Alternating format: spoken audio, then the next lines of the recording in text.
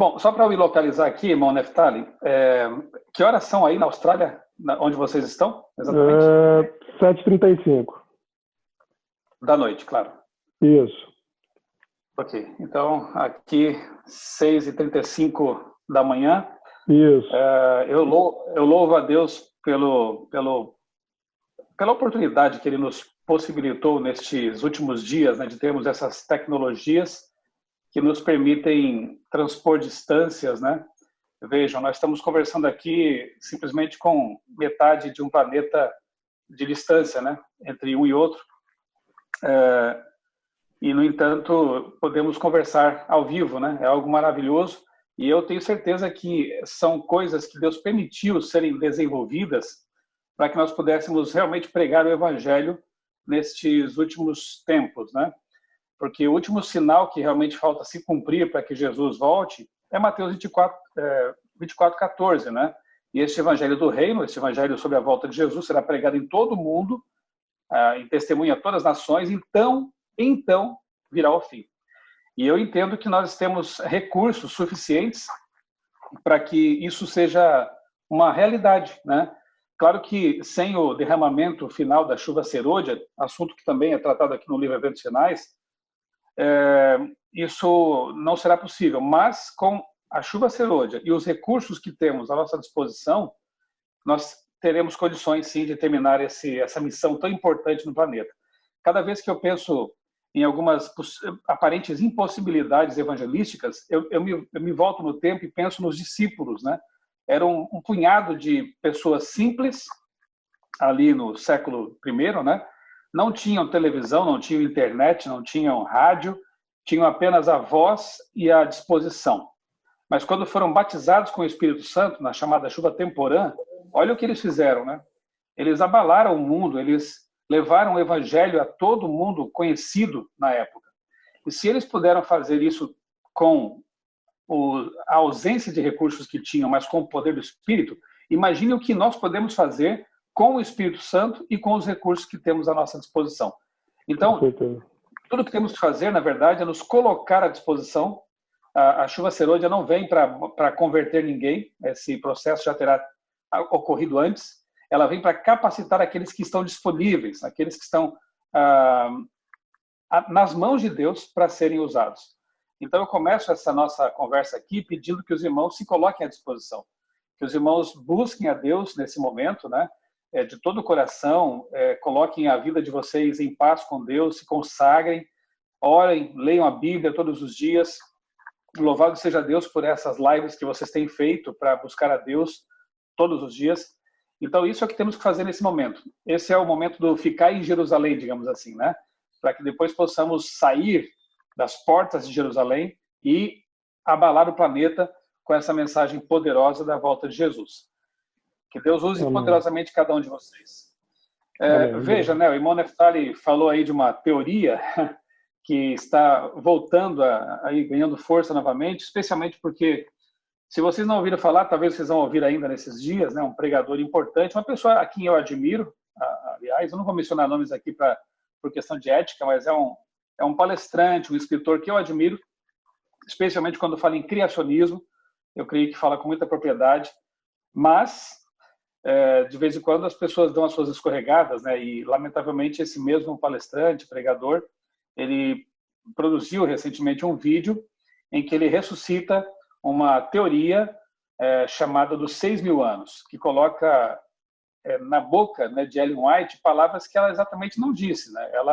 Ela usando uma cronologia de Ussher, lá do século XIX, ela se expressou muitas vezes em seus livros da seguinte forma: quase 6.000 anos de história de pecado, mais de 6.000 anos, cerca de... Vejam, ela não dá um número exato, ela usa um número arredondado, né? É como se eu dissesse, eu do alto dos meus quase 50 anos de idade, eu tenho 48, mas eu poderia arredondar para facilitar as coisas, entendeu? Então, em nenhum momento Ellen White bate um martelo dizendo que o mundo tem exatamente 6.000 anos, ou que a história do pecado tem exatamente 6.000 anos. Tanto que os criacionistas, os pesquisadores em criacionismo, sempre falam entre 6 e 10.000 anos para o planeta, para ter uma margem de erro, né? Até porque, como eu disse, nós não temos como, biblicamente, nem no Espírito de Profecia, bater o martelo num tempo exato. Só que, infelizmente, algumas pessoas fazem uso dos textos de Ellen White de uma forma que ela não aprovaria, que ela não autorizaria. Né? Nós veremos nesse capítulo. E vejam como Deus é perfeito. Né? Eu estava estudando esse assunto essa semana para publicar uma refutação a esse vídeo. Pretendo gravar um vídeo também sobre isso e vou colocar no meu canal no YouTube, Michelson Borges, lá está o meu canal. E aí, o capítulo que me tocou aqui estudar com vocês é exatamente esse, sobre a não conveniência de nos basearmos em datas, mas sim no preparo contínuo para a volta de Jesus. Veja só, né, como a Ellen White é equilibrada, eu louvo a Deus pelo ministério dela, mas fico triste com pessoas que muitas vezes deturpam o que ela escreveu e passam uma impressão de que ela fosse uma pessoa desequilibrada, sensacionalista, fanática, coisa que ela nunca foi, muito pelo contrário. Então, eu vou deixar aqui para vocês já uma indicação de leitura.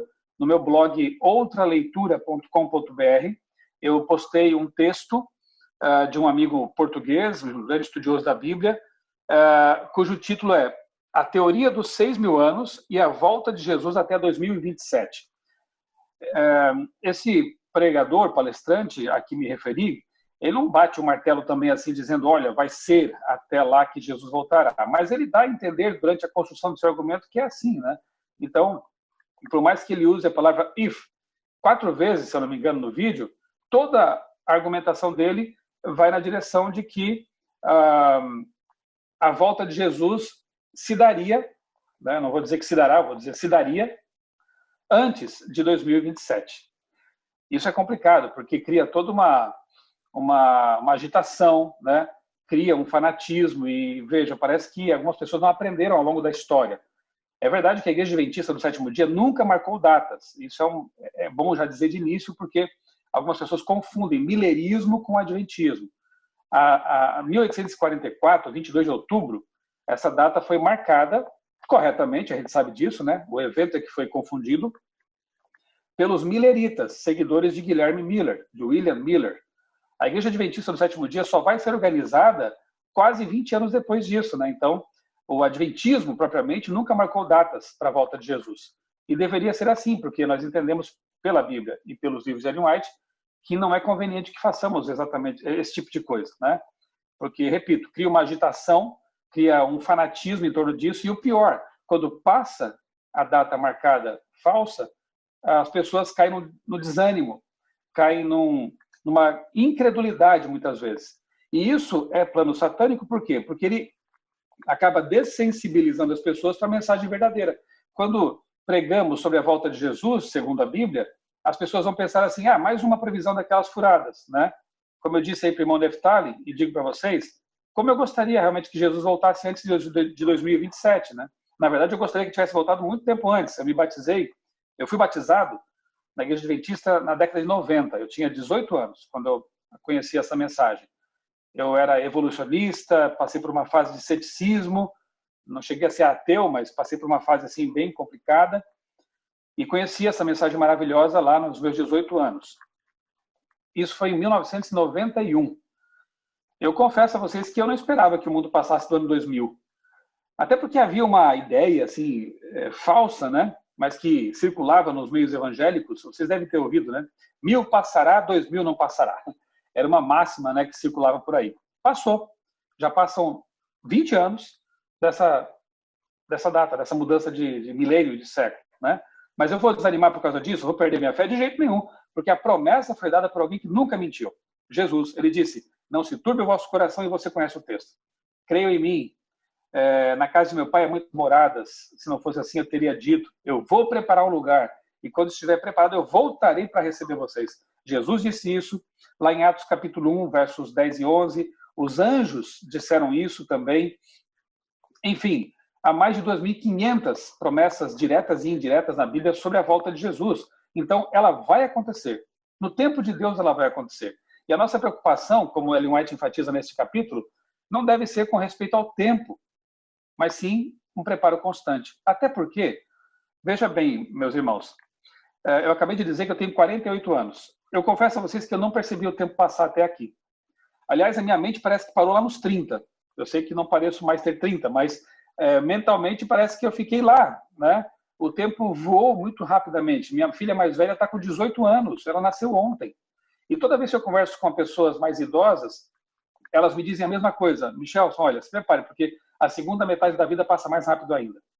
Então, na verdade, o senso de urgência deve estar constantemente conosco, porque além de eu não saber o que vai acontecer comigo hoje ou amanhã, eu posso morrer. Eu posso até contrair essa tal de Covid-19 que está assolando o planeta, e eu não sei qual vai ser a reação do meu organismo, né? Tem muita gente morrendo por causa disso.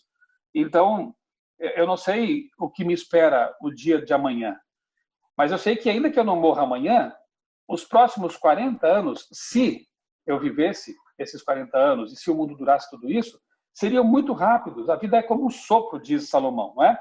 Ele não fala que é tudo a vaidade. A palavra hebraica ali para vaidade, ela aponta para vapor, para fumaça, algo que se desvanece rapidamente. E assim é a nossa vida. Ela é muito rápida, ela passa muito rápido, e graças a Deus por isso. Porque Deus nos concede um tempo suficiente para nós nos prepararmos, para tomarmos a decisão mais importante da vida, que é aceitar Jesus como Salvador e Senhor, e aí sim, irmos para a vida verdadeira, a vida eterna, que não terá fim, porque é eterna, obviamente. Então, não precisamos marcar datas, não devemos marcar datas, porque o senso de urgência deve estar conosco o tempo todo. Não é porque eu penso que vai voltar daqui a 5 anos, 3, 4, 7, que eu devo estar preparado. Não, eu não posso me basear em datas, eu tenho que pensar em Jesus. Eu devo estar pronto por Jesus, não por uma data. Aliás, o adventista raiz, verdadeiro, né, convertido, é aquele que estuda as profecias não porque ele quer estar bem informado das coisas, porque ele quer marcar datas, porque ele quer elaborar diagramas bonitos, proféticos. Não, é porque ele ama tanto Jesus que ele quer saber realmente em que época estamos vivendo. E ao dizer tudo isso que eu falei até agora, eu não quero dizer para vocês que eu não estou atento aos sinais, que eu não estou atento ao momento, né? Claro que sim. E eu creio de todo o meu coração que a volta de Jesus está próxima e se aproxima de nós, né? Mas infelizmente Satanás ele cria desvios e acaba levando as pessoas para um fanatismo equivocado que vai desanimá-las depois. Digamos que passe 2027, o que vai acontecer com esse povo? Mais uma vez um desapontamento, mais uma vez uma sensação amarga na boca e no estômago, né? Como diz Apocalipse 10. Doce na boca, né, e amarga no estômago. Mais uma vez, pessoas vão olhar para os adventistas e pensar, tá aí esse povo fanático que vive marcando datas, coisa que a igreja nunca fez, repito, né? Então, não há nenhuma vantagem em trazermos mensagens relacionadas com o tempo, tá bom? Eu quero começar lendo aqui 2 versos bíblicos que eu coloquei na introdução desse artigo no meu blog, que eu quero te convidar a ler, por favor, depois dessa live. A Teoria dos 6.000 Anos e a Volta de Jesus até 2027. Estude esse artigo, por favor, para você estar preparado para ensinar com carinho aqueles irmãos que vão procurar você e perguntar: você viu aquele vídeo? O que você acha? Vai ser em 2027? Vai ser antes disso? Aí você pode orientar essas pessoas com todo amor, com todo carinho, com base nesse material que eu preparei também com carinho, tá bom? E os textos são Mateus 24:36 e Atos 1:7, que dizem assim: quanto ao dia e a hora, ninguém sabe. Jesus disse isso, né? E Atos, o apóstolo Lucas escreveu: não lhes compete saber os tempos ou as datas que o Pai estabeleceu por sua própria autoridade. Você vê, tem pessoas que são tão fixadas num ponto que chegam a dizer assim: olha só, Jesus disse que ninguém pode saber a hora e o dia, mas a semana dá para saber, o ano dá para saber. Poxa, irmãos, o texto é muito claro. Depois Atos 7 diz, né, os tempos, né, as datas. O foco aqui não é dia, semana, hora, é o momento, a data exata, né? Deus não nos quis revelar isso, para que nós não vivamos em função disso, para que nós vivemos nossa vida, como disse alguém, né? Não foi Ellen White, trabalhe e estude como se Jesus nunca voltasse e esteja preparado como se ele voltasse amanhã. Isso não é uma frase de Ellen White. O que ela diz é ainda mais urgente, né? Estejam sempre preparados. Mas essa frase, embora não seja de Ellen White, ela tem o seu papel, né? Não pare seus planos, não pare seus sonhos, né? Se eles são lícitos e guiados por Deus, por que não fazer uma faculdade à distância?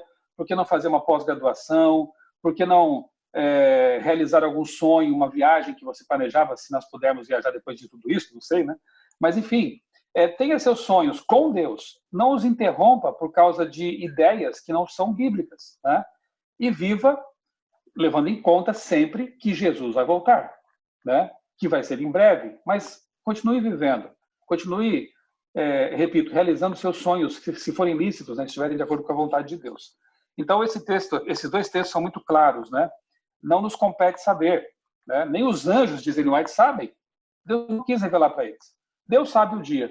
E isso pertence aos mistérios dele, como diz Ellen White. O que eu farei daqui para frente agora, irmãos, é simplesmente ler alguns. Eu espero que vocês tenham lido também esse capítulo. Muito bom. Capítulo 3 do livro Eventos Finais, um livro muito importante para este tempo. Eu tenho recomendado este livro e O Grande Conflito, que é um clássico, que se você não leu, já passa da hora de ter lido, né? E estudado O Grande Conflito. Aqui nesse capítulo, eu vou ler alguns trechos que eu sublinhei, destaquei, e comentar aqui com vocês. Então, eu começo aqui na página 23,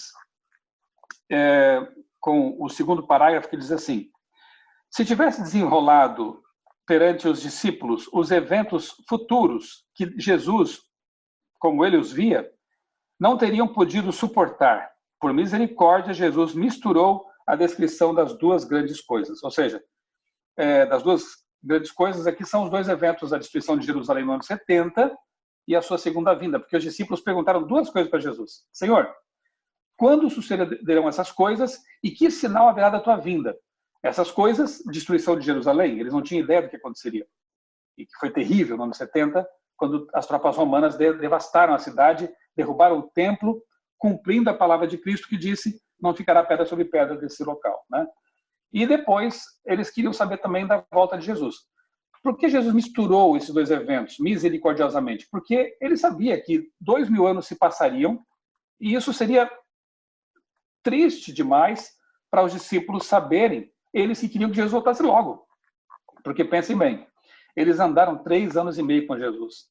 Eles comiam com Jesus, dormiam juntos, andavam juntos, ouviam o tempo todo as pregações dele. Que privilégio! Eles se afeiçoaram tanto a Jesus que foram transformados. É o que nós temos que fazer também. E quando Jesus vai para o céu, é óbvio que eles ficaram muito tristes, com saudade, queriam que ele voltasse logo. E quando eles entenderam que tinham que pregar para Jesus voltar logo, foi o que eles fizeram. Eu tenho certeza de que se nós nos convertermos de verdade, irmãos, se nós amarmos Jesus de verdade, nós faremos como os discípulos. Vamos pregar, porque queremos que ele volte logo. Eu não entendo bem como é esse processo, mas o capítulo fala que de alguma forma podemos apressar a volta de Jesus. Eu não vou explicar isso porque eu não entendo bem como é que é isso. Porque eu entendo que Jesus tem uma data além da qual não vai esperar mais. Mas, como diz aqui a serva do Senhor, de alguma forma podemos apressar isso. Não, e a Bíblia fala isso mesmo, né? Pedro, né? Não só esperando, mas apressando a volta de Jesus. Então, eu creio no que está escrito e vou fazer a minha parte. E eu espero que os irmãos façam a parte de vocês, né? Iluminem a Austrália e que nós aqui iluminemos o Brasil e que todos iluminemos o mundo, né? Fazendo o nosso possível, no nosso círculo de ação. Então, com muita saudade, eles estavam pregando. E, claro, Jesus foi muito bondoso em não dizer claramente o tempo todo que ia transcorrer, porque eles ficariam talvez desanimados. Ficariam muito mais tristes do que já estavam pela despedida. Hoje, olhando em retrospectiva, o capítulo 24 de Mateus, a gente consegue destrinchar as coisas, separar. Por quê? Porque a história já aconteceu. Então, a gente consegue, estudando atentamente, identificar isso aqui tem a ver com a destruição de Jerusalém, isso aqui tem a ver com a volta de Jesus. Então, veja como Jesus foi bondoso com eles. E, de novo, repito, né, não fez um anúncio baseado em datas, mas no preparo. Como que eu posso provar isso? Basta você estudar o capítulo 25 de Mateus, que vem logo a seguida. Ali Jesus conta parábolas cujo âmago é o preparo. A das 10 virgens, a dos servos que recebem lá uma quantia para investir, ou seja, leve sua vida e invista, né, os dons que Deus te deu. Tem aquela parábola dos bodes e das ovelhas. Você percebe? Todas elas falam de um preparo, mas não tem nada a ver com datas, né? Isso é importante ficar claro.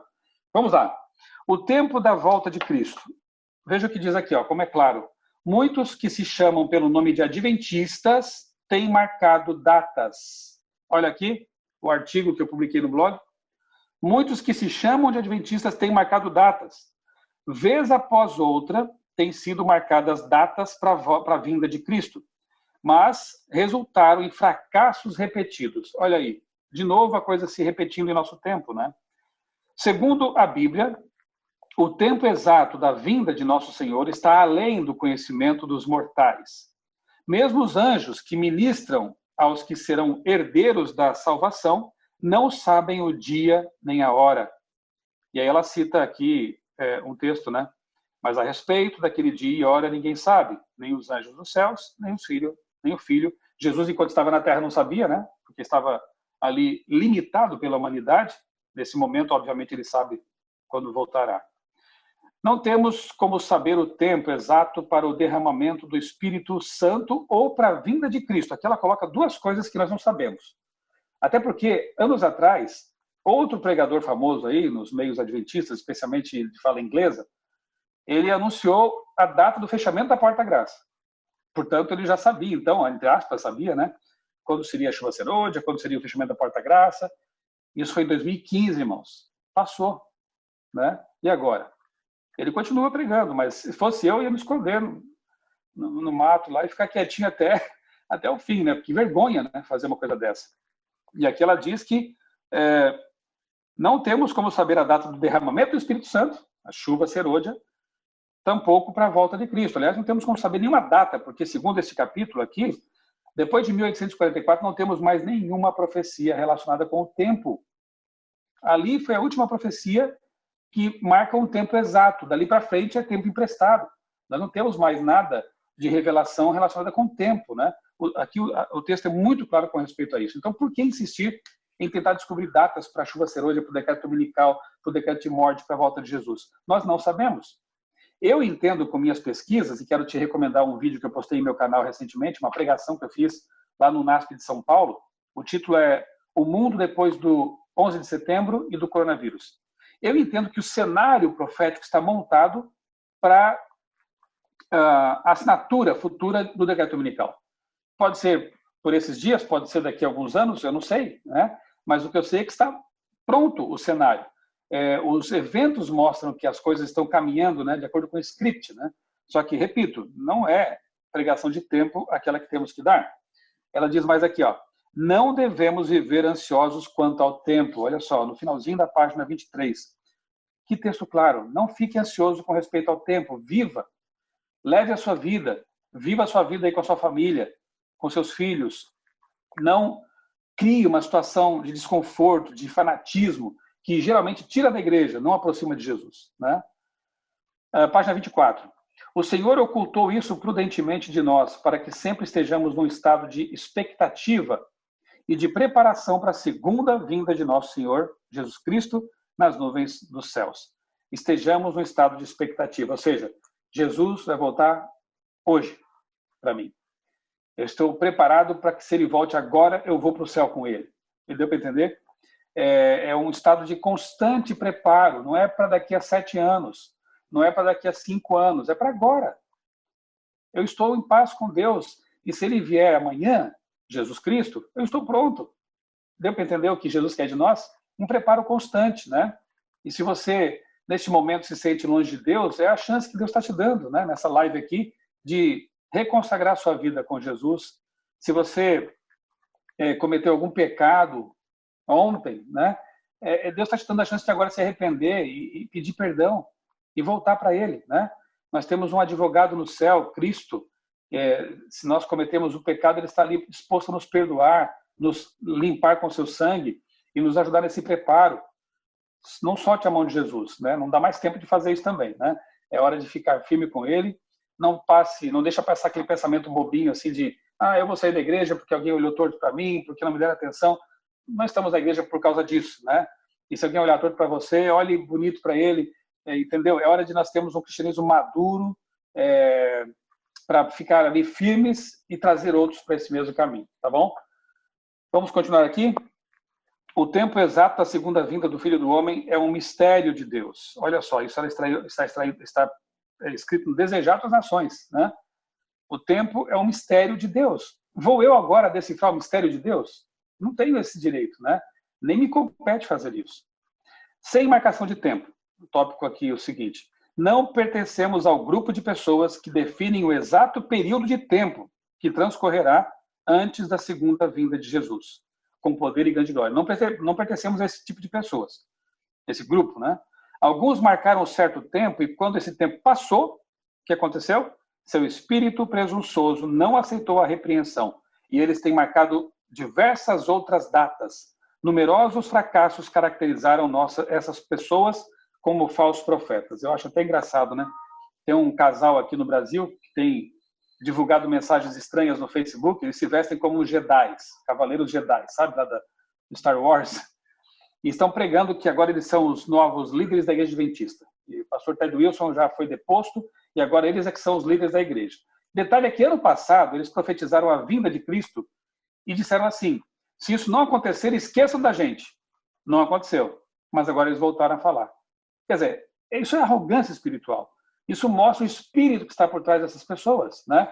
Que quando passa aquilo que profetizaram, que pelo menos se arrependessem do que fizeram, pelo menos pedissem perdão a Deus pelas almas pessoas que eles acabaram desanimando e talvez até tirando da igreja.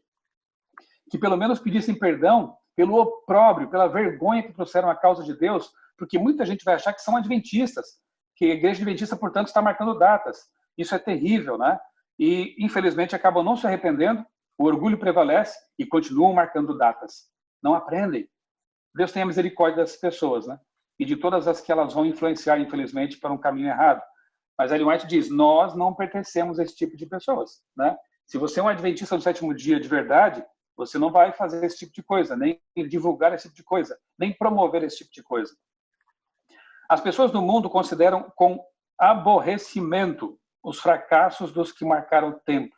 Olha só, se aborrecem com isso. E aí fecham as portas para a pregação verdadeira.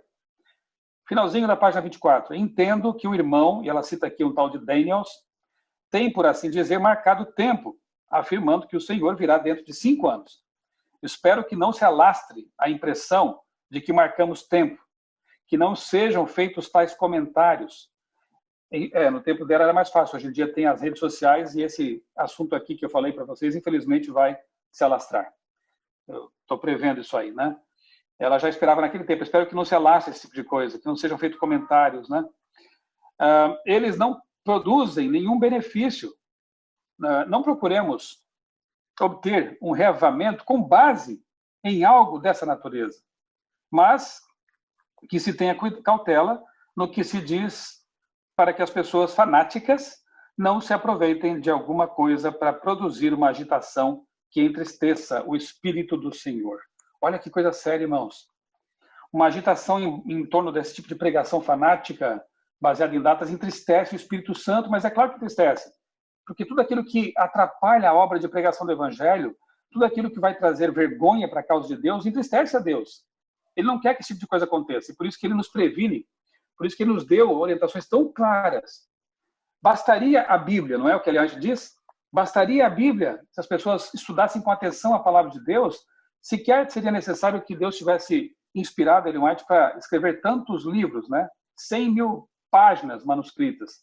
Mas porque as pessoas não deram atenção a textos claros como estes aqui, de Mateus e Atos, Deus teve que dar livros e livros para dizer, olha, leiam a Bíblia, estudem a Bíblia, conheçam a mensagem bíblica a respeito da volta de Cristo também, mas as pessoas não estão ouvindo nem a Bíblia e hoje em dia, infelizmente, sequer estão ouvindo os textos, né, da profetisa do Senhor. O que mais? Qualquer coisa que cause agitação e produza movimentação por motivos errados deve ser temida, pois certamente haverá reação. Sim. Sempre haverá movimentos falsos e fanáticos promovidos na igreja por pessoas que dizem ser dirigidas por Deus. Pessoas que correrão antes de serem enviadas. São os falsos mensageiros, né? E darão o dia e o prazo para o cumprimento da profecia não cumprida. O inimigo se agrada de que elas procedam dessa forma, pois seus sucessivos fracassos e desvios de atenção para pontos falsos causam confusão e incredulidade. Me permita brincar um pouquinho aqui, ó. Precisa desenhar, né? Como dizem, né? Está tão claro isso, né, irmãos? Tão claro. Não haverá outro tempo definido na mensagem dada por Deus desde 1844, aquele texto que eu mencionei, né? Outro aqui, ó. Nossa posição tem sido a de esperar e vigiar, sem definir algum tempo para interpor-se entre o fim dos períodos proféticos em 1844 e o tempo da vinda do nosso Senhor. Eu coloquei até um asterisco aqui do lado, porque achei muito importante essa citação aqui. Nossa posição tem sido a de esperar e vigiar constantemente, né? Sem definir algum tempo, para interpor-se entre o fim do período profético após 44 e o tempo da vinda de Cristo, ou seja, o tempo que estamos vivendo. Aí alguns dizem, não, mas nós estamos só apresentando uma possibilidade. E se for? Não pode. É o que o texto diz. Não tem que estabelecer nenhum prazo, nenhuma data entre 1844 e a volta de Jesus. Ah, mas é só uma possibilidade. Você está induzindo as pessoas. Porque ainda que o tal palestrante, repito, diga if 4 vezes no texto, num vídeo de quase 2 horas, toda a construção do argumento é em cima de uma data, de um período. Então, na cabeça de quem vai assistir o vídeo, o que vai ficar? A ideia predominante de que Jesus voltará antes de 2027. Isso é grave, isso é complicado, né? Não pode haver nenhum cômputo definido de tempo profético para a contagem mais longa, que vai até o outono de 44, né? A contagem mais longa vai até o outono de 44. A profecia de tempo encerra ali, como eu já disse. Bom, encerrado esse bloco aqui, ficou claro o quê? Que nós não precisamos, não devemos, nem podemos pregar mensagens que tenham que ver com o tempo definido para a volta de Jesus. Entreguemos isso para Deus. O foco não é o tempo, o foco é a pessoa que vem. Ela prometeu que voltará e no tempo certo voltará. Então, o que faz um cristão verdadeiro? Confia em Deus, né? Entrega teu caminho ao Senhor, confia nele e o mais ele fará. O que pertence a ele são os mistérios dele, pertencem a ele.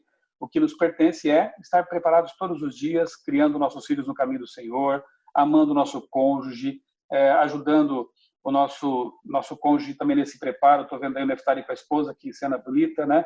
E outras, as famílias reunidas, isso é muito bonito. Então, um ajudando o outro no processo de salvação, né? É isso que Deus espera de nós, que nós vivamos nossa vida de maneira a ser luz em nossa comunidade, em nosso bairro, em nosso condomínio, para que as pessoas tenham alegria de estar em nossa presença e queiram conhecer o nosso Deus. E isso a gente faz realmente com equilíbrio, com bom senso, sendo cristãos de verdade. Daqui para frente, a gente vê uma coisa muito interessante, né? Que Ellen White, ela esperava Jesus voltar em seus dias. Mas é claro, acabei de dizer que todo verdadeiro cristão espera isso, quer isso, deseja isso. Eu quero que Jesus volte antes de 2027. Como eu queria que isso acontecesse realmente. E quem sabe, né? Vamos nos preparar para isso, né? Mas se passar, continuo firme na esperança, porque quem prometeu não mente. E Ellen White, em alguns textos, ela se coloca entre os remidos. Não pense que isso foi um erro dela, porque o apóstolo Paulo faz a mesma coisa. Lá em 1 Tessalonicenses capítulo 4, ele fala assim, depois nós, os que ficarmos, seremos arrebatados juntamente com os mortos ressuscitados para o céu. Paulo se via entre os que estariam vivos na volta de Jesus. Por quê? Porque era o desejo do fundo do coração desses profetas, desses homens e mulheres de Deus. Paulo já dorme no pó da terra, mas ele disse antes de morrer o seguinte, a minha coroa está garantida. Paulo foi decapitado, mas você acha que ele perdeu a fé? Poxa, eu pensei que eu ia ver Jesus voltar vivo, mas eu vou morrer. Você acha que ele perdeu a fé? De jeito nenhum. Ele falou, agora a minha coroa está garantida. Então, mesmo que você envelheça, mesmo que você morra por alguma doença antes de Jesus voltar, fique firme, porque se você morrer, primeiro, você escapou de uma perseguição terrível que vai ter aí, que vai se abater aí, né, sobre os 144 mil. Embora seja uma honra também ser perseguido por Jesus. E segundo, para você vai passar um segundo, realmente, né, um piscar de olhos. Para você, não importa o tempo que vai transcorrer daqui até a volta de Jesus, você vai estar dormindo. E quando você despertar, a primeira coisa que você vai ver é Jesus voltando nos céus. Que coisa linda, né? Então, para que se preocupar? Para que ficar tão atemorizado com o tempo, né? Com o meu destino? Eu não sei se eu vou ser preso antes da volta de Jesus.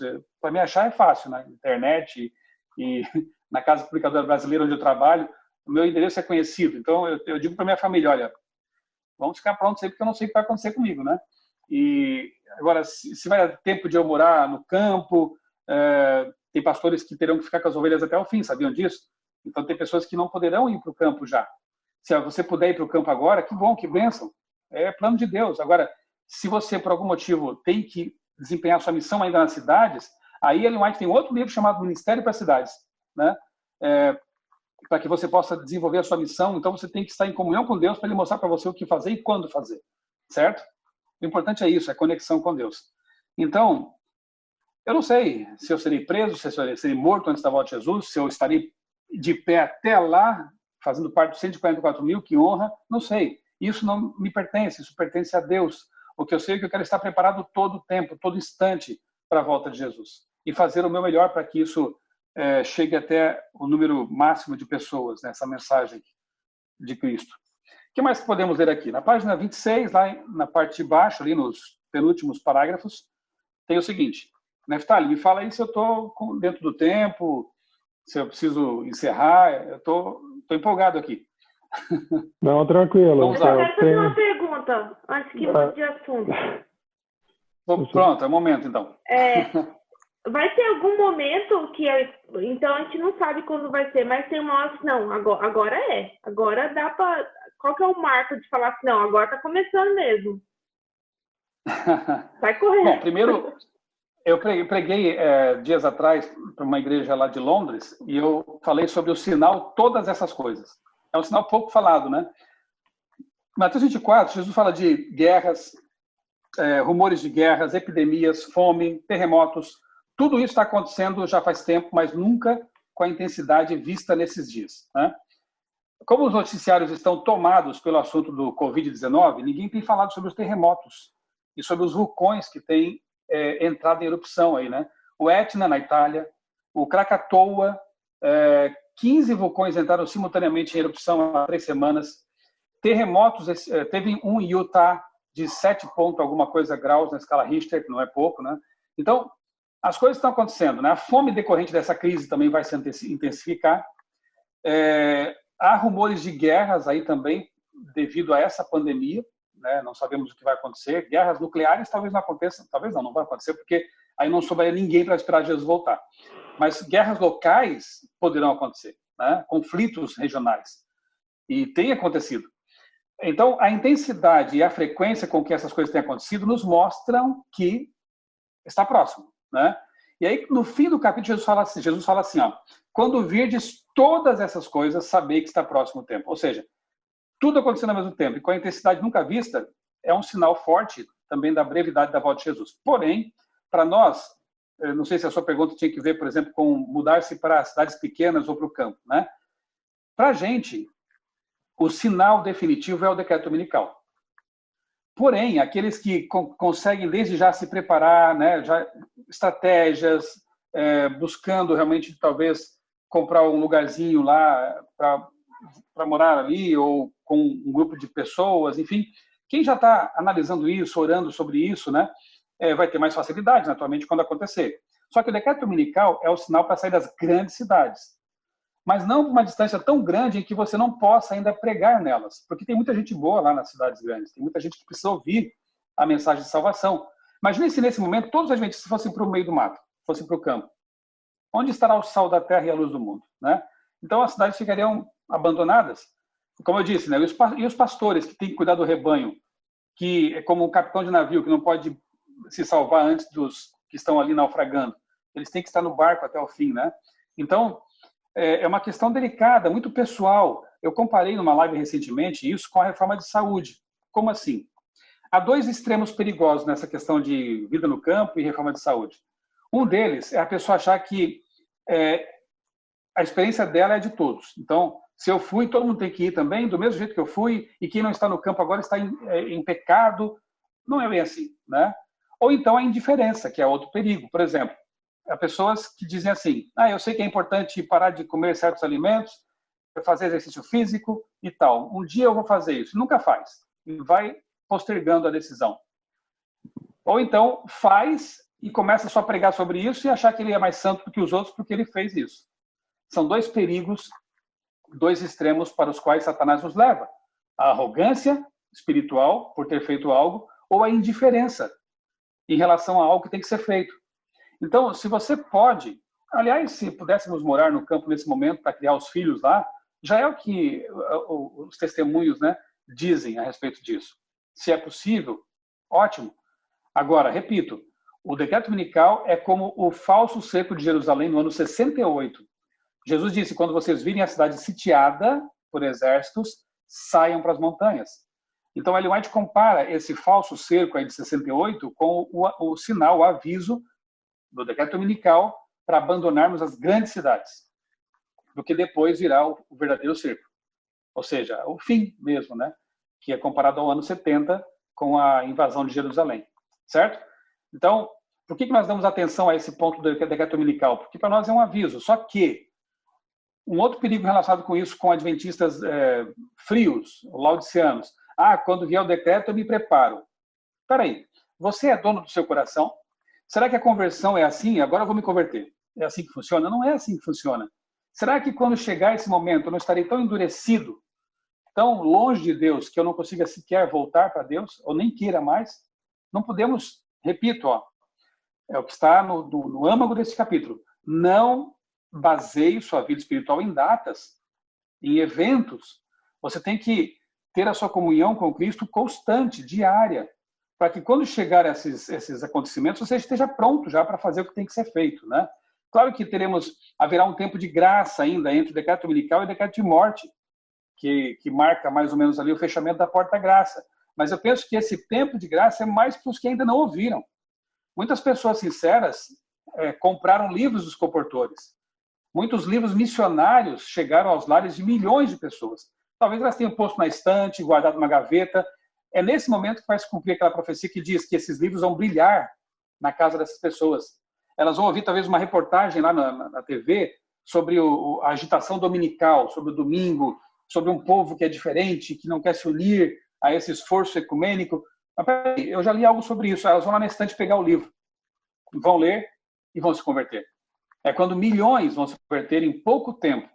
Mas será que o adventista que negligenciou essa mensagem, que brincou com a salvação, que relacionou sua conversão ao decreto dominical, vai fazer parte desse povo?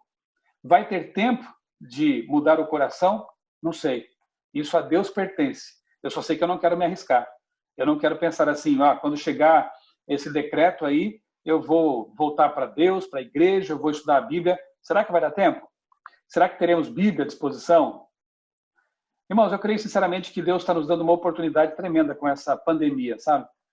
Nós estamos vendo assim um microcosmo, um microcenário do que vai acontecer no final. Talvez essa pandemia passe, eu creio que vai passar, né? Mas aí a pergunta é, o que vai ser da sua vida depois? Nós poderemos talvez ter um tempo aí para voltar para as igrejas, né? Teremos de novo aí um tempo, né? Claro que o mundo vai mudar, isso é inevitável. Muitas coisas vão mudar. Muitos experimentos sociais estão sendo feitos nesse momento, de restrição de liberdades, de um treinamento para monitoração de vidas. Você está percebendo isso, né? Aqui no Brasil está acontecendo fortemente em vários lugares, né? Drones usados para monitorar pessoas, isso é coisa de filme de ficção científica, né? Eu recebi no meu celular, tempos atrás aí, uma mensagem que, resumindo, é assim, estamos de olho em você, tá? Você não pode sair para qualquer lugar de qualquer jeito, não. Agora estamos acompanhando você. Para a frustração dos que achavam que o chip implantado na mão é que seria necessário, né? Não precisa. Já há condições de monitoramento aí fácil, né, da vida das pessoas. Basta ter um celular, por exemplo. E nem pode até jogar fora o celular. Você tem câmeras na rua que fazem reconhecimento facial. Então, irmãos, elevo os meus olhos para os montes. De onde virá o meu socorro? Não vem de lá. O meu socorro vem do Senhor, que fez os céus e a terra. Tem que confiar em Deus, porque só Ele para nos livrar do que vem por aí. E eu creio que esse momento de pandemia é um ensaio, é uma amostra, é um chamado de Deus para nós. E sabe, eu louvo a Deus não pela pandemia, pelos sofrimentos que ela está causando, mas por esse chacoalhão. E no capítulo anterior, não sei se você já leram o capítulo 2, ela fala sobre isso, né? Ela fala das epidemias, das tragédias que Deus não causa, mas usa para acordar as pessoas, né? É um chacoalhão. Porque tem muita gente levando a vida assim, de maneira desleixada, a vida espiritual, me refiro, né? Mornidão espiritual. E, inclusive, deixa eu testemunhar algo para vocês aí. Eu estou produzindo uma série, eu quero convidar vocês a assistir meu canal, com o título A Profecia. Como nasceu essa série? Eu vou fazer 11 vídeos, já estou no 8º, 9º. Uma professora universitária me procurou pelo WhatsApp e disse o seguinte: olha, pastor Michelson, colegas meus, professores universitários ateus, agnósticos, vieram me perguntar se eu não tinha algum material sobre profecias bíblicas, porque eles querem estudar. Gente, pare e pensa um pouco. Professores universitários, ateus, que antes riam dos pregadores da volta de Jesus, que antes debochavam do assunto, agora estão pedindo. E aí, me diga se isso não é um despertamento. E aí eu corri, eu dei um jeito aqui, estou gravando meus vídeos, tentei fazer um por dia, né? Estou me esforçando para produzir, porque é o momento agora. Para tudo, vamos pregar o evangelho, né? E eu vejo, então, que essa pandemia foi um banho de realidade para as pessoas. Para elas perceberem que conta bancária não salva ninguém, que saúde pode ser perdida em questão de dias, né? Que qualquer coisa humana é finita, frágil e não confiável. Precisamos de algo maior do que nós. E Deus está dando esse recado para a gente. Quando acabar a pandemia, o que você vai fazer? Pensa. Vai correr para a igreja, em primeiro lugar, não é? Você que faltava aos cultos vai perceber que era tão importante o culto. Quando perdemos de vez esses momentos, né, especiais de reunião com os irmãos, vai ser muito triste. Agora a gente percebeu um pouquinho como é, né? Então volte para a igreja, participe dos cultos, se envolva na missão. Outra coisa, peça a Deus para dar estudo bíblico, para Ele te capacitar, para encontrar pessoas sinceras, para você testemunhar, para você falar de Deus para pessoas. Faça isso. Agora faça virtualmente, depois presencialmente. Leia todos os dias a sua Bíblia, porque chegará um momento que não teremos mais a Bíblia à disposição e ela tem que estar aqui, daí, armazenada na nossa mente, no nosso coração, não é? Então, é o momento de parar e pensar como era a nossa vida antes e como vai ser depois. Faça dessa pausa um ponto de virada em sua vida, né? É o que Deus está possibilitando que a gente faça nesse momento. Tá bom? Senhora Neftali, espero que a resposta tenha sido aí a contento, né? Vamos prosseguir aqui. Olha aqui o que diz o final da página 26. Não era a vontade de Deus que a vinda de Cristo demorasse assim. É o tempo de tardança. E aqui isso está profetizado naquela parábola das virgens, né? As 10 dormiram, mesmo as que estavam preparadas. Você percebe? 5 eram nécias, 5 eram prudentes. As 10 dormiram. Por quê? Porque demorou. Do ponto de vista humano, cansou, demorou. Então é chamado tempo de tardança. Não se preocupe com isso. Vai ser desanimador.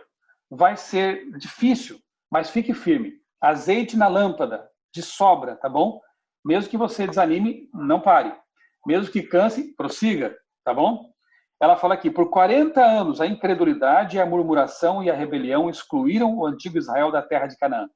Por que é importante essa comparação? Porque o que fez com que o povo hebreu não entrasse em Canaã e voltasse para o deserto, e, em vez de 40 dias, ficasse 40 anos esperando, até que uma geração nova aparecesse por ali. Ela lista aqui os pecados que mantiveram o povo de Israel fora e que podem manter os adventistas ainda por algum tempo aqui neste mundo. Incredulidade, mundanismo, falta de consagração e contenda. Olha só, irmãos, que coisas temos que resolver como igreja. Repito, ela está comparando a situação da igreja hoje, do povo de Deus hoje, dos cristãos de hoje, com o povo hebreu que não entrou na Canaã terrestre e atrasou o processo. Porque algumas profecias são condicionais. Depende da nossa reação. Então, veja, repito, a data da volta de Cristo está estabelecida, mas a tardança está acontecendo. E pode ser que esteja acontecendo por quê? Porque falta fé, incredulidade nas promessas de Deus, mundanismo, a igreja está abraçando os hábitos mundanos, as práticas mundanas, o estilo de vida mundano, e isso a gente tem que viver uma reforma também na nossa vida. Falta de consagração e contenda. Não é mais hora de ficar brigando, irmãos, com fofoca, com questões tão pequenas, tão imaturas, né? A contenda atrapalha. Quando os discípulos ficavam ali em contendas para disputar lugares, isso ali só atrapalhou a vida deles. E isso só foi resolvido quando eles se converteram de verdade, quando aceitaram Jesus de verdade. Aí acabou a contenda, eles se uniram para pregar o evangelho. Se nós ficarmos desse jeito aqui, atrasaremos a volta de Jesus. Então, não adianta ficar marcando datas, né?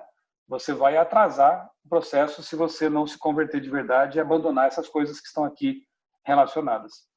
As promessas de Deus são condicionais. Aqui é um outro tópico, estamos quase encerrando aqui. Ela diz assim, é preciso lembrar que as promessas e as ameaças de Deus são igualmente condicionais. Depois o tópico, o que Cristo está esperando? Vamos ver? Jesus, porque o Senhor não volta logo? Eu não aguento mais. Jesus aguarda com forte desejo a manifestação de si mesmo em sua igreja. Quando o caráter de Cristo se reproduzir perfeitamente em seu povo, então ele virá para reivindicá-los como seu. Então não vai voltar nunca, né? Porque eu vou ter que ser exatamente como Jesus, impecável, perfeito. É isso que está dizendo o texto? Não, fala de caráter. E o que é o caráter de Cristo revestido em nós? O que é a essência de Jesus? Irmão, se você estudar com atenção Mateus capítulo 5, você vai entender isso, né? E outros textos mais. Que perfeição na Bíblia significa amor incondicional. Quando o texto diz assim, sede perfeitos como perfeito é o vosso Pai, antes, os versos anteriores, estamos estudando uma lição da Escola Sabatina agora que fala de estudo da Bíblia correto, contexto, né? Não basta pegar um verso isolado e sair usando como um pretexto para ideias que não condizem com a verdade do todo da Bíblia, né? O todo da obra. Antes do verso que diz, sede perfeitos como perfeito é o vosso Pai, tem uma série de versículos que falam sobre amor, sobre se doar, se autodoação, entendeu? Autossacrifício. Aí ele diz, sejam perfeitos.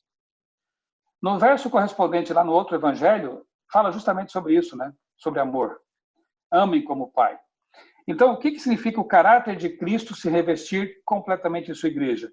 Quando a igreja for como Jesus, amorosa, dedicada, que ama o próximo de forma desinteressada, o caráter de Cristo terá se revestido em nós. Não tem que ver com perfeição de comportamento, perfeição absoluta, porque isso nem nos pertence. Mesmo no céu nós seremos imperfeitos. Como assim? Teremos muito que aprender, teremos muito que crescer, não é verdade? Nós seremos moralmente como Cristo lá, graças a Deus, com um corpo revestido de incorruptibilidade, um corpo imortal, mas ainda cresceremos. Perfeição absoluta só Deus tem.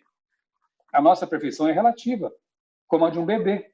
Ele nasce banguela, ele nasce careca, alguns voltam a ser careca com o tempo, né? Enfim, deixa para lá. Ele nasce cheio de coisas que ele tem que alcançar, mas naquele momento ele é perfeito. Você pega no colo o bebê, ele é perfeito, mas é banguela, é careca, não anda, não fala, mas é perfeito. Dali um ano, ele tem um monte de coisa para alcançar no desenvolvimento, mas se com um ano ele alcançou o estágio esperado, ele é perfeito. Dali 5 anos, ele é perfeito, se for o caso. Mas ainda falta um monte, não é assim? A vida cristã é desse jeito. A gente vai crescendo. É uma obra que dura toda uma vida, diz Ellen White. O importante é, em cada estágio, você ser perfeito. Você estar em Cristo. Você reproduzir em sua vida o caráter de Cristo. O amor abnegado, o amor desinteressado. Transmitindo o evangelho ao mundo, está em nosso poder, aquele texto que eu tinha dito, né? Apressar a volta de Cristo. Eu não entendo bem como é isso, mas eu creio. E eu estou pregando quanto eu posso, né? Não nos cabe apenas aguardar, mas apressar a volta de Jesus. Eu vou ler aqui, então, o restinho do capítulo, algumas partes. Quando se decretar uma lei, olha aí, senhora Neftali, aquilo que eu tinha dito, né? Quando se decretar uma lei de que a transgressão do primeiro dia da semana, ou seja, o decreto dominical, será punida. Então, a taça das nações se encherá. Pouco depois disso, virão as pragas, fecha essa porta-graça, e aí pode aguardar que falta bem pouquinho para a volta de Jesus mesmo, né? Nós que conhecemos a verdade deveríamos estar preparados para o que em breve virá sobre o mundo como uma terrível surpresa. E aí, mais termina o capítulo aqui com um diálogo, né? Achei bem interessante isso aqui. Um diálogo que ela teve com um irmãozinho lá, que queria saber quando, né, que as coisas vão acontecer, o que tem que ser feito e tal. Aí o diálogo transcorreu da seguinte forma. A irmã acha que o Senhor virá dentro de 10 anos? Eu poderia colocar, quem sabe aqui, né? A irmã acha que Jesus voltará antes de 2027, como alguns estão pregando agora aí? Ellen White perguntou para ele, que diferença fará para o irmão se ele vier dentro de 2, 4 ou 10 anos? Ora, disse ele, eu penso que em alguns aspectos eu agiria de modo diferente do que eu faço agora, se eu soubesse que o Senhor viria dentro de 10 anos. Ellen White voltou a perguntar, o que o irmão faria? Eu venderia a minha propriedade, começaria a examinar a palavra de Deus, procuraria advertir as pessoas e levá-las a se preparar para a vinda de Cristo e suplicaria a Deus que eu estivesse preparado para o encontro com Ele. Então Ellen White perguntou, se soubesse que o Senhor não virá dentro de 20 anos, você viveria da maneira como disse? Ou melhor, você viveria de maneira diferente? Ele respondeu, eu acho que sim. Você vê que é uma pessoa que naquele tempo já estava relacionando a sua preparação com a data, né, com o prazo. E ela cita aqui Enoque. Quanto tempo Enoque andou com Deus mesmo, gente? 300 anos. 300 anos. Andou Enoque com Deus 300 anos. E Deus o levou para si. Ele foi arrebatado para o céu. Você percebe o tempo que ele andou com Deus? Não diz que ele deixou para se preparar para ir para o céu no último ano. Quantos anos você tem? Eu tenho 48. Enoque andou 300 com Deus. Constante. Nunca desanimou, sempre creu na promessa. E na hora certa Deus o levou. A nossa vida tem que ser assim. Neftali, quantos anos você tem? 34. 34. Vamos dizer que Jesus leve 5 anos para voltar, né? 6 anos, para arredondar. Que lindo vai ser ter dito algo assim, andou Neftali com Deus 40 anos e o Senhor o levou. Amém. Né? Amém. A nossa vida tem que ser como a de Enoque. Não importa o tempo, se 300 anos, se 40 anos, se 80 anos, que possa ser dito de nós a mesma coisa. Andou o irmão fulano, a irmã fulana, tantos anos com Deus e o Senhor o levou. Quer seja pelo descanso da morte, quer seja pelo arrebatamento por ocasião da volta de Jesus. Não importa. Como eu disse, isso a Deus pertence. Né? O importante é que nós não desistamos, não desanimemos, como Enoque, que viveu todo esse tempo com Jesus. E o último parágrafo do capítulo diz assim, quando estivermos com os remidos em pé sobre o mar de vidro, com harpas de ouro e coroas de glória, tendo à nossa frente a imensurável eternidade, então veremos como foi curto o período de provação e espera. Que lindo isso, irmãos. Eu tenho 3 filhos, né? Mas quem deu à luz, obviamente, minha esposa. Então, o que eu vou contar é a experiência dela. Mas interessante é que praticamente todas as gestantes dizem a mesma coisa. Não foi fácil, né? Foram 9 meses de espera e de mudanças orgânicas, fisiológicas, contrações e cólicas. Cólica não, né? Isso já é antes. Contrações, enjoos, e depois o parto, uma experiência bastante traumática. Mas depois que o bebê está no colo... Bom, eu acho que aconteceu com minha esposa porque tivemos 3, né? Nasceu a primeira, passou um tempinho, ela esqueceu, mais uma. Passou a segunda experiência, foi difícil e tal, ela acho que esqueceu e veio o terceiro. E cada um foi uma bênção. E parece que faz a gente esquecer tudo o que aconteceu antes. As noites mal dormidas, o choro, aí sim as cólicas do bebê, as dificuldades, e é uma bênção tê-los. Eu acho que é mais ou menos o que acontece aqui, né? Neste momento é difícil. Eu não sei o que você está vivendo agora, se você está vivendo angústia, talvez por uma situação financeira causada por essa crise. Eu não sei se você está preocupado com o emprego que você perdeu, eu não sei se você está preocupado com uma doença. Eu não sei o que te aflige nesse momento.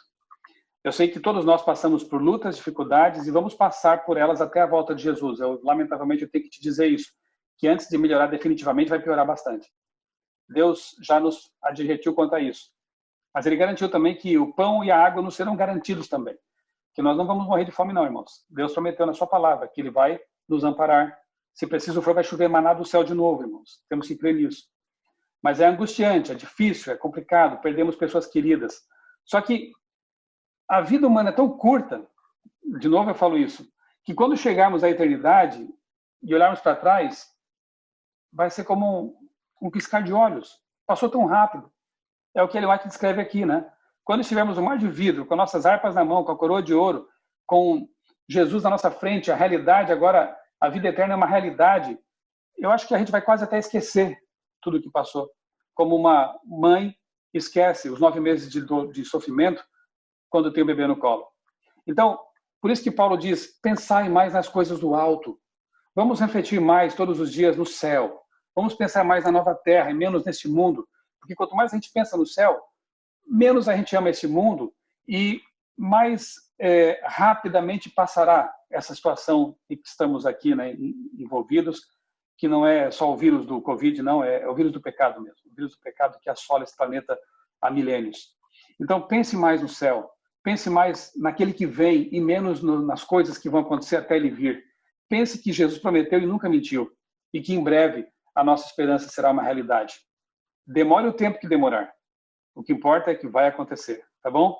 Que Deus abençoe grandemente a vocês todos, queridos irmãos, a igreja de vocês. Espero que em breve essa situação se resolva e que nós possamos fazer de cada igreja um ponto de luz para alcançar o mundo e apressar a volta de Jesus.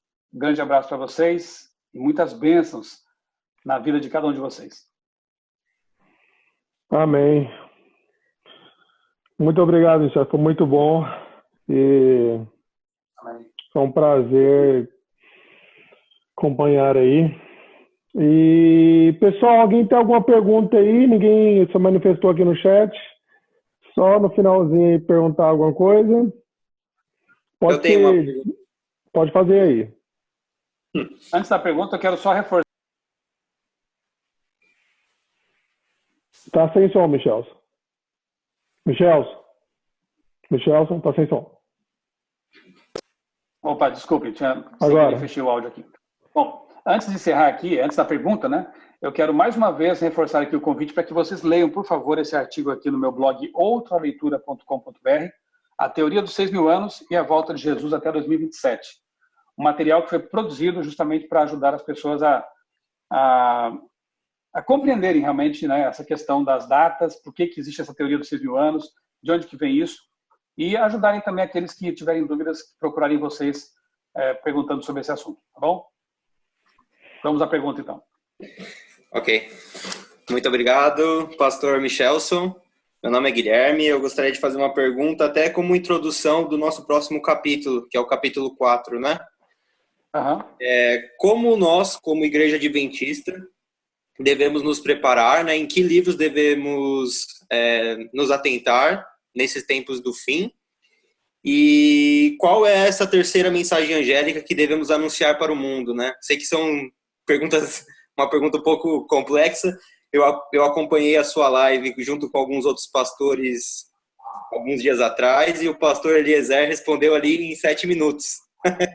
Então, eu vou dar essa missão aí para o senhor também, que eu acho muito interessante a explicação dele e de vocês ali. Essa é a minha pergunta. Muito obrigado.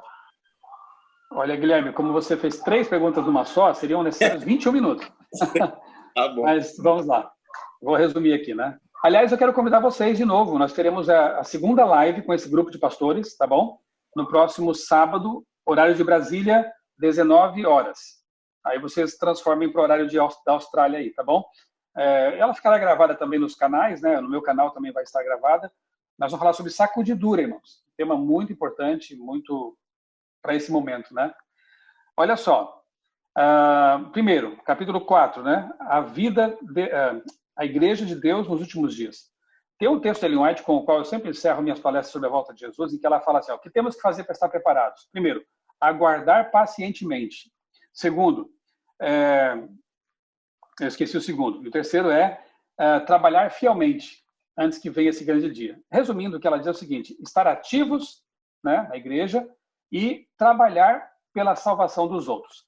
Se a gente fizer isso fielmente, a gente vai estar preparado para a volta de Jesus. Veja só, né? Comunhão diária com Deus, missão e perseverança. Se a gente fizer isso, a gente vai estar preparado. Então, a vida do remanescente, resumidamente, é essa. Uma vida de ação. Quando a gente trabalha pela conversão dos outros, a gente também se prepara. É por isso que eu entendo que Jesus, ele encarregou os seres humanos de pregar o evangelho, não os anjos. Poderiam fazer muito mais rapidamente e melhor que a gente, né? Porque quando a gente trabalha para Deus, a gente também reforça em nós a esperança, a convicção da volta de Jesus e a gente não vê o tempo passar tão demoradamente, porque quando estamos ativos, na verdade, o tempo passa mais rápido. Então, uma igreja ativa não fica reclamando, Jesus não volta nunca, o mundo as coisas não passam. Não, uma igreja ativa, quando Jesus voltar, vai dizer assim, esse era o Senhor nosso Deus a quem aguardávamos, na sua salvação exultaremos, como diz o texto de Isaías, né? Então, estar ativos e em comunhão com Deus. Esse é o preparo, vocês vão estudar isso no capítulo 4.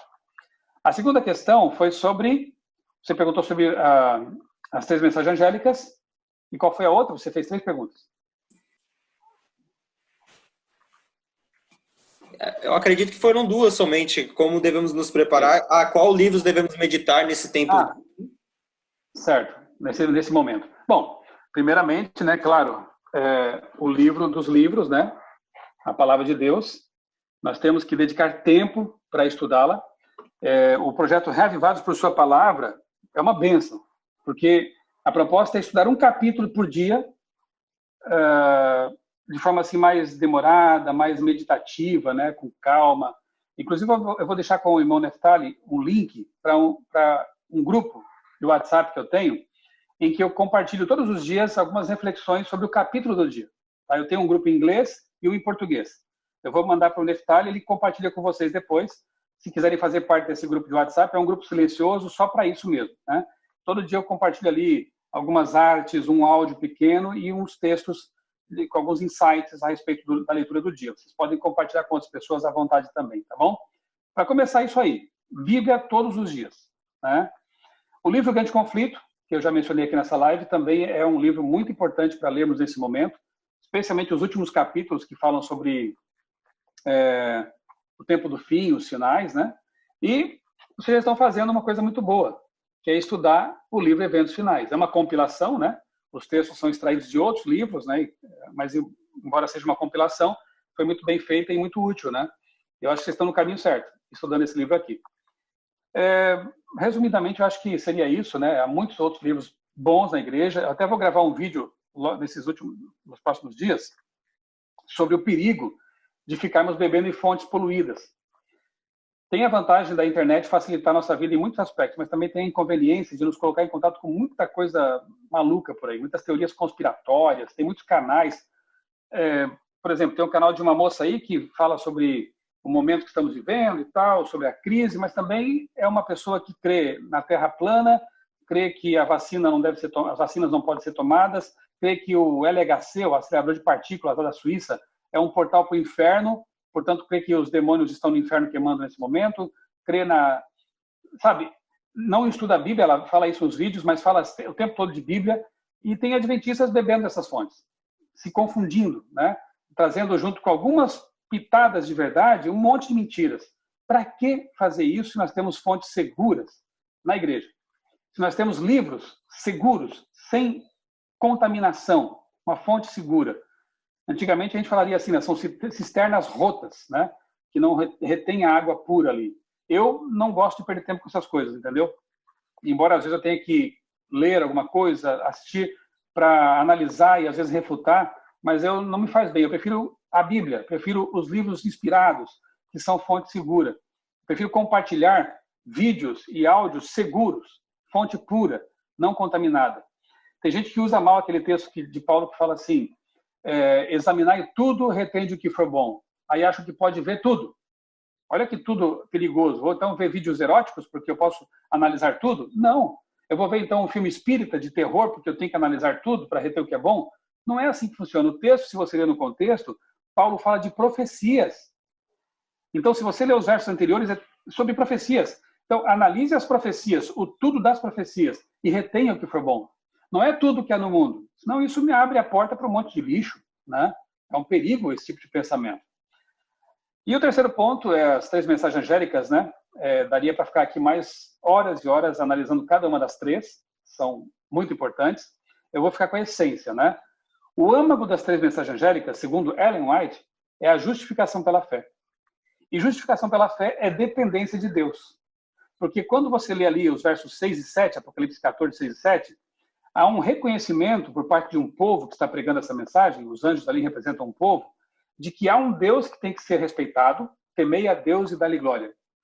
Porque é vinda a hora do seu juízo. Então, é uma mensagem que tem a ver com o juízo, um juízo final.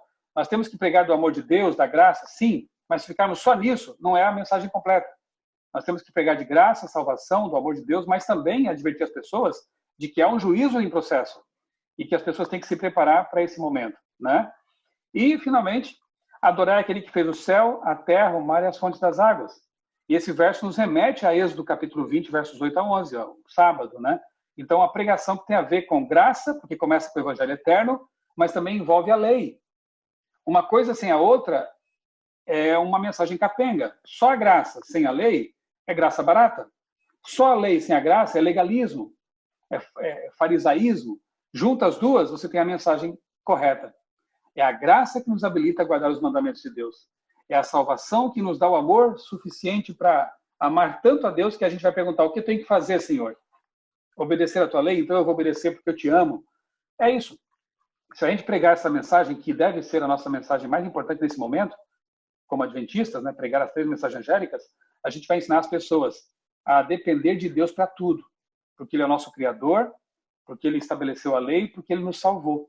Então nós vamos pregar uma mensagem adequada para este tempo. Vamos orar? Bom Deus e Pai, muito obrigado, Senhor, pelas advertências que nos dás por meio dos teus profetas. Muito obrigado pelas promessas também que encontramos em tua palavra, nos livros inspirados, promessas maravilhosas que nos dão equilíbrio para prosseguir enquanto aguardamos a volta de Jesus. Senhor, abençoa a tua igreja espalhada por todo o planeta. Abençoa esses irmãos queridos que moram na Austrália, que ali eles sejam luz também, como todos os demais em todo o planeta possam ser luz do mundo e sal da terra. Ajuda-nos, Senhor, a estar preparados cada dia para a tua breve volta. É o que nós pedimos agradecidos, em nome do Senhor Jesus. Amém.